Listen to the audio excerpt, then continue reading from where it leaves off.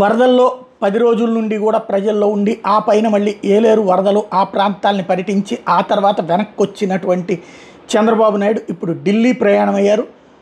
టోటల్గా ప్రాథమిక నివేదిక వరకు 6,500 కోట్లు అయితే టోటల్గా చూస్తే దగ్గరగా 15-20 వేల కోట్లు అవుతుంది. ఎందుకంటే విజయవాడలో టోటల్గా 2.5-3 లక్షల కుటుంబాలను ఎన్యూమరేషన్ చేస్తే ప్రతి ఇంట్లో మినిమం టీవీ, మ్యాక్సిమం ఫ్రిడ్జు, ఆ పైన ఏసీ ఇట్లాంటివన్నీ కూడా నాశనం అయిపోయినాయి అన్నటువంటి విషయం లెక్క తేలింది. అట్లాగే 2 వీలర్లు, 4 వీలర్లు, 3 వీలర్లు ఇవన్నీ దెబ్బతిన్నాయి అన్నటువంటిది లెక్క తేలింది. ఈ నేపథ్యంలో పరిహారానికి సంబంధించి ఎక్కువ ఎక్స్పెక్టేషన్ ఉంటుంది.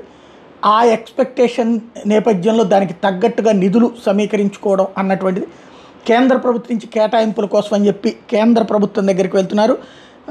రేపు ఉదయం ఇవాళ గన్నవరం విమానాశ్రయం నుంచి ఢిల్లీ బయలుదేరిన చంద్రబాబు కేంద్రాన్ని వరద సాయం కోరేందుకేనని ప్రకటించారు. ఢిల్లీలో పలు ముఖ్య నాయకులతో భేటీ కాబోతున్నారు. రీఇన్వెస్ట్మెంట్ మీటింగ్లో కూడా పాల్గొనబోతున్నారు చంద్రబాబు.